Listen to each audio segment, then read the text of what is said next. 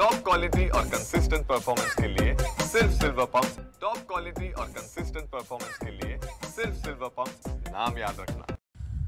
इंदापूर तालुक्यात 13 ते 17 तारखेदरम्यान कृषी प्रदर्शनाचं आयोजन करण्यात आलेलं आहे। या कृषी प्रदर्शनाची तयारी अंतिम टप्प्यात आलेली आहे। आपण पाहू शकता की मोठ्या प्रमाणात येथे जे स्टॉल धारक आहेत त्यांच्यासाठी स्टॉल देखील उपलब्ध करण्यात आलेले आहेत। 200 पेक्षा जास्त स्टॉल येथे आहेत। तसेच 1 लाखापेक्षा जास्त शेतकरी असतील किंवा नागरिक असतील हे प्रदर्शन पाहण्यासाठी येणार आहेत।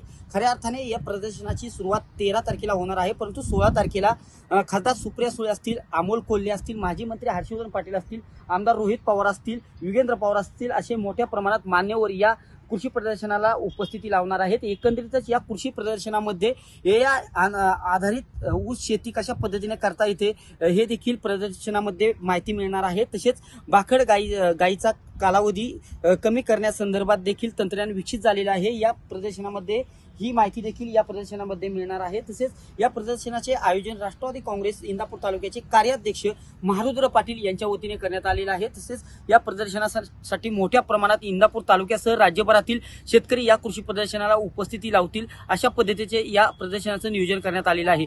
तरी येत्या 13 तारखेला हे कृषी प्रदर्शन सुरू होत असून 17 तारखेला याचा समारोप होणार आहे। दीपक कापरे, TV9 मराठी, इंदापूर।